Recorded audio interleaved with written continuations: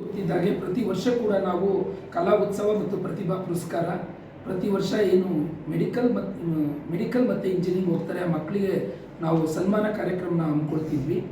ನಾವು ಪ್ರತಿ ವರ್ಷ ಕೂಡ ಒಬ್ಬರು ಉತ್ತಮವಾದ ವ್ಯಕ್ತಿಯನ್ನು ಸಮಾಜದಲ್ಲಿ ಒಂದು ಸಾಧನೆ ಮಾಡಿರೋಂಥವ್ರನ್ನ ಕರೆಸಿ ಅವ್ರ ಮೂಲಕ ಒಂದೆರಡು ಹಿತವಚನಗಳನ್ನು ಮಕ್ಕಳಿಗೆ ಕೊಡಿಸ್ತಾ ಇದ್ದೀವಿ.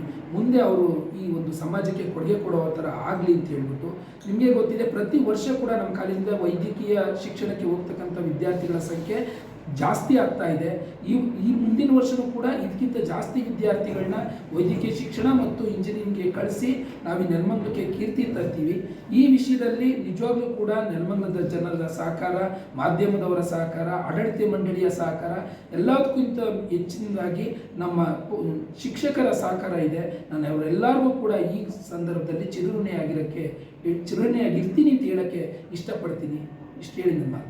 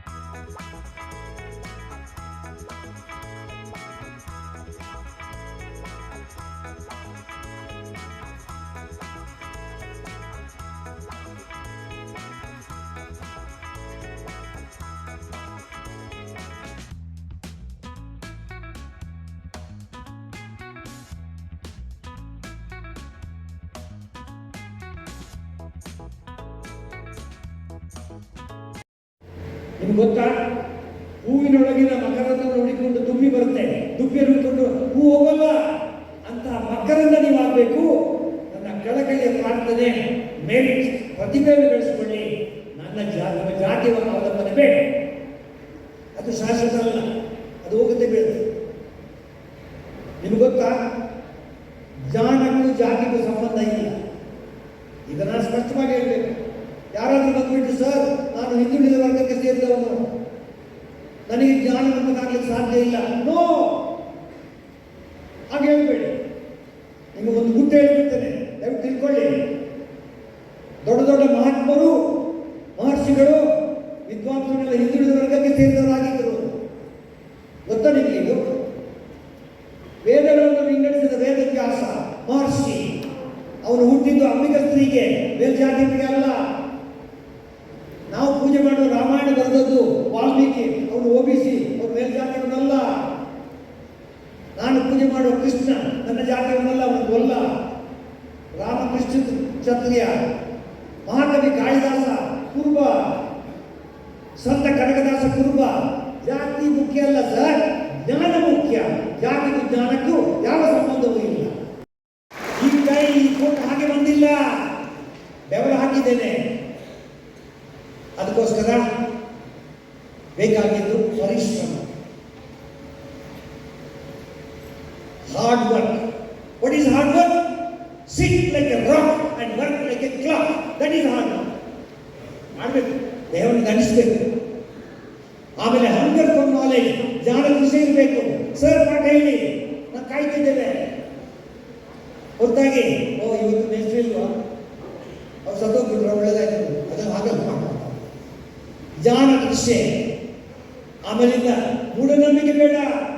ನಾನೀ ಪಾಸ್ ಆದರೆ ಗಣೇಶನಿಗೆ ಒಂದು ತೆಂಗಿನಕಾಯಿ ಹೊಡಿತೇನೆ, ಅದು ಒಂದು ತೆಂಗಿನಕಾಯಿ ಪಾಸ್ ಮಾಡಿಬಿಡ್ತಾರೆ ಗಣೇಶ. ಏನು ಈಸಿ ಕರೆಕ್ಟ್ ಮ್ಯಾನ್? ನೋ. ನಾನು ಪಾಸ್ ಆದರೆ ತಿರುಪತಿ ತಿಮ್ಮಪ್ಪನಿಗೆ ತಲೆ ಕೂದಲು ಕೊಟ್ಟು ಬಿಡ್ತೇನೆ. ಅಲ್ಲ, ಅವನಿಗೆ ಯಾಕೆ ಬೇಕು ನಿಮ್ಮ ಡ್ಯಾಡ್ರ ತಲೆ ಕೂದಲು? ಅವನಿಗೆ ಒಳ್ಳೆ ತಲೆ ಕೂದಲು ಇದೆ ಅಲ್ವಾ? ಮೂಢನಂಬಿಕೆ ಬೇಡ. Hard work, hunger for knowledge and adopt all methods of learning. ಅದು ಮೆಡಿಕಲ್ ಟಾಪಿಕ್. ಶ್ರವಣ, ಪಠಣ, ಮನನ, ಚಿಂತನ, ಕರಣ, ತುಂಬ ವಿಧಗಳಿವೆ. ನನಗೆ ಹೇಳಲಿಕ್ಕಾಗಲಿಲ್ಲ, ಆ ಪುಸ್ತಕ ಕೂಡ ನಮ್ಮ ಪರಿಚಯ. ಈ ಮೂಲಕವಾಗಿ ಪ್ರತಿಭೆಯನ್ನು ಬೆಳೆಸಿಕೊಳ್ಳಿ. ಅದುವೇ ನಿಮ್ಮ ಸೊತ್ತು, ಅದುವೇ ನಿಮ್ಮ ಸಂಪತ್ತು, ಅದುವೇ ನಿಮ್ಮ ತಾಕತ್ತು. 5ನೇ ಪಾಯಿಂಟ್. ನೆಕ್ಸ್ಟ್, ನೈತಿಕ ಬೆಳವಣಿಗೆ ಬಹಳ ಇಂಪಾರ್ಟೆಂಟ್. ಒಂದು ಮಾತು ಹೇಳ್ತೇನೆ ಮಗು, ಸರ್ ಕೂತ್ಕೊಳ್ಳಿ, ನೀವು ಓಡಾಡ್ತಿದ್ರೆ ನಿಮ್ಮನ್ನೇ ನೋಡ್ತಾ ಇದ್ದಾರೆ ಜನ. ನೈತಿಕ ಮಾರಲ್ ಡೆವಲಪ್ಮೆಂಟ್.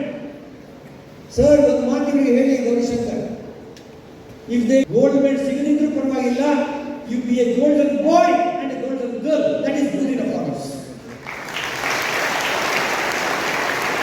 ಅದು ನೈತಿಕ ಬೆಳವಣಿಗೆ. ಆರನೇ ಪಾಯಿಂಟ್, ಅದನ್ನು ಬಿಡಿಸಿಕೊಳ್ಳುವ, ಪ್ರಾಮಾಣಿಕರಾಗಿರಬೇಕು.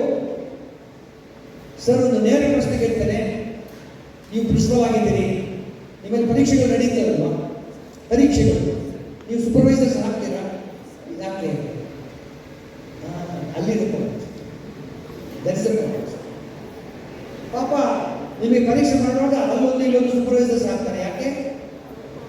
ನಿಮ್ಮನ್ನು ನಂಬಲಿಕ್ಕೆ ಆಗಬೇಕು, ಮೆಲ್ಲಗೆ ಕಾಪಿ ಹೊಡಿತೀರಲ್ವಾ. ಯಾವಾಗ ನೀವು ಎದ್ದು ನಿಂತು ಸರ್ ನಮಗೆ ಸೂಪರ್ವೈಸರ್ಸ್ ಬೇಡ, we are honest children, we write an examination ಹೇಳ್ತೀರಾ, ಆಗ ನಾನೇ ಬಂದು ನಿಮಗೆ ಹಾರ ಹಾಕ್ತೇನೆ.